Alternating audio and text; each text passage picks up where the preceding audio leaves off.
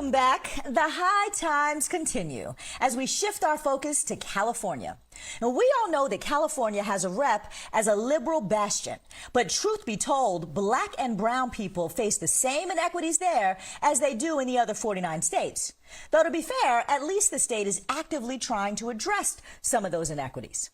The state voted to legalize recreational weed in 2016, opening up a whole new economic avenue.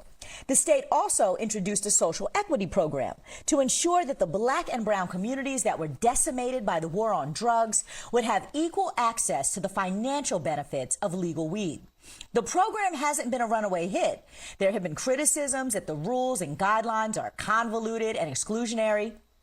Of course, it's not all doom and gloom. There have been some success stories. Take, for instance, Kika Keith, the owner of Gorilla RX. Keith is the first black woman in LA to own her own dispensary.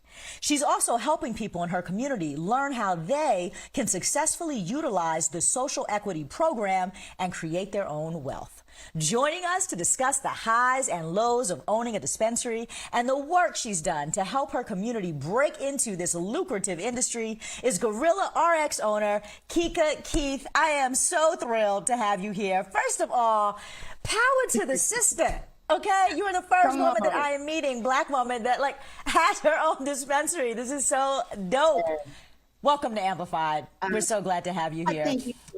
I want to start. I'm glad to be here. So I just want to start off by asking you to briefly just take us on your journey. How did you become the first woman to own a dispensary in LA? How'd you get into this? Geez, it was a long, hard fight. I can say that. I originally entered in the cannabis space in 2007. I took my mother's beverage, Gorilla Life, into some medical dispensaries and created a drink called Chronic Tonic. In 2008, I got into Whole Foods. It wasn't quite legal in LA, and it wasn't until 2017. And as you explained in the intro, everyone was excited, especially people of color, to finally have legislation that we thought would benefit us and prioritize those that were most harmed by the war on drugs. We had black politicians coming into the community telling us this will be the last time in our lifetime that black people had the opportunity to be at the ground level of a brand new industry. And there were so many of us that believed that. And I stopped everything. I went inactive on the shelves of Whole Foods, invested all my time and energy to participating in the advisory meetings, council meetings, and slowly we learned that this program was designed to fail. As Damien mentioned earlier, there was no access to capital, there was no education, no technical assistance, and though voters voted it in, there were no means to support this great opportunity that had been given to us. I always say I'm somebody who has lived in major cities. I spent 20 years in Washington, D.C. I lived in New York for several years. I'm in New York now. The thing about major cities and quote unquote liberal states is that we pass this groundbreaking legislation and we move these awesome policies that on paper, they're principled, right? And they look like the intention of them is really to do some good. And we're going to get social equity through this. And we're going to make sure that formerly incarcerated people also have an opportunity to participate in this industry that they were incarcerated for. And all of these things that sound really great. And we have this, as they say, this road that is paved with good intentions. But thank you for sharing your, story and perspective about how the policies don't always bear out in practice the way that we would hope that they would. And I wonder if you have any thoughts that you could share with us about how that program should be beefed up so that it works better for people.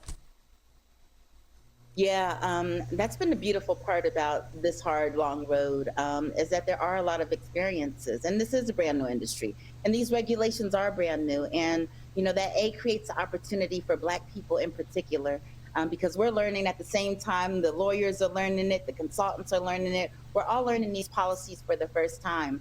And the biggest fail that cities and states are doing is they're not giving a budget to social equity programs. So you can't have a program and not have a budget to fund it.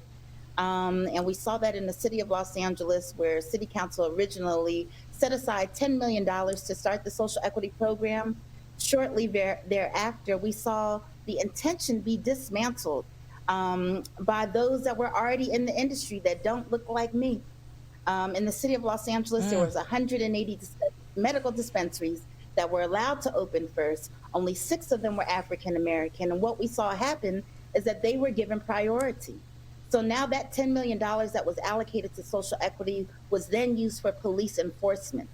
And so these are the telltale signs that we see happening. I warn New York, look closely at what Los Angeles did, because there are great lessons to be learned. But a budget has to be assigned first and initially. And a staff has to be, hired at the city level in order to prioritize social equity. And then funds need to be established from the back. We need business assistance. These programs exist in business development centers. And I heard Damon say it again. These nonprofit organizations are not able to be funded to take on these normal practices of teaching us how to start these businesses. But the city and the state have the ability to create funding for that. And that's the first thing that has to happen. Otherwise, this has just been a big Trojan horse, enabling these big corporations to get cannabis legalized. And then there are no resources, and the only resources are the ones of these big investors that already have it. And therefore, the legislation is really to benefit them. Because who has the social network to even access those big investors, right? Like, they're not people that we just can call as a part of our friends and family network per se. But ownership, as we know, whether it's owning a small business or owning property, is really the key to building wealth. And despite all these pitfalls, one of the things that I just so respect about you is I've heard is that you're actually out here trying to educate people in your community about how to try to navigate that program so that they could own themselves too, as opposed to just taking, scraps from somebody else. So, share with us what you're doing to help other people through their journey.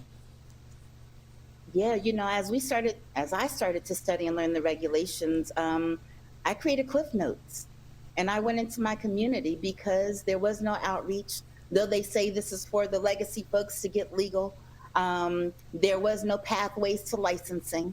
And so though you have this opportunity, the people in our community did not know about it, nor did they have the education. And as I took that same responsibility that those politicians said about getting into this industry, I also knew that it was my responsibility that more than just me cross the finish line. Otherwise, there will be no historical implications of this moment in time where we actually have legislation that will give us a priority. And if we just know that that's all we're going to get from the government, then it is incumbent upon the community members who were affected by the war on drugs, and those of us that have the skill set, whether it be in marketing, accounting, legal, we have the ability to go back into our communities, prepare our people who have this licensing opportunity, teach them, assist them so that they can get across the finish line, create collectives to help finance our own businesses. That's how I was able to do mine. And no, maybe I don't have immediate friends and family, but I was able to pull people of wealth in our community that could contribute.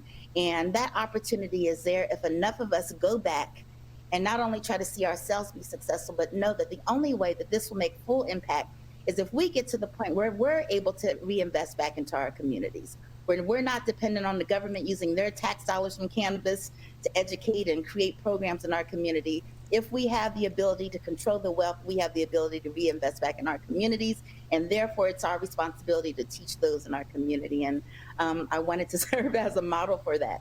And that was critical. And Yes. That's why we're seeing the success that we have at this point.